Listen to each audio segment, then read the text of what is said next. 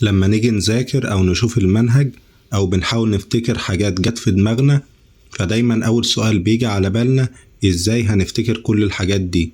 عقلنا صغير مش هيستوعب كل المعلومات. لكن المفاجأة إن مساحة تخزين دماغنا بتزيد عن 2.5 مليون جيجا بايت. انت متخيل الرقم؟ يعني انت لو عايز تملى المساحة دي فانت محتاج 350 سنة علشان تملاه. فانت عقلك يقدر يستوعب معلومات كتيرة جدا بشرط انه يكون في كامل تركيزه وفي قمة قوته. فانا هقولك على 3 قواعد بتزود تركيز وقوة العقل بتاعنا. اول قاعدة اننا ما نقدرش نعمل اكتر من مهمة في وقت واحد. في اعتقاد خاطئ ان الناس تقدر تعمل اكتر من مهمة في وقت واحد توفيرا للوقت، لكن وفقا للعلم ان عقلنا يقدر يعمل مهمة واحدة بس في كل مرة.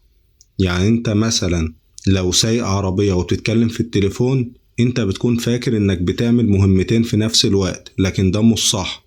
الحقيقة ان عقلك بيعمل تبديل بين المهمتين.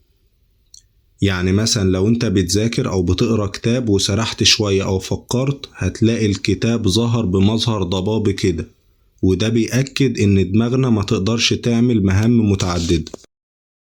تاني حاجة التركيز على الأفكار الجيدة. تخيل احنا في يومنا العادي بيكون في عقلنا أكتر من 62 ألف فكرة في اليوم، في بعضها جيدة وبعضها سلبي.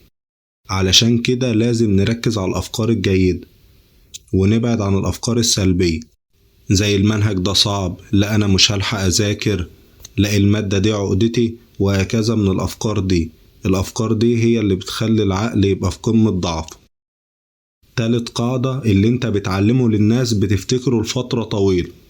أكبر مثال على كده المعلم كل اللي بيعلمه لطلابه بيفضل في ذهنه لفترة طويلة جدا.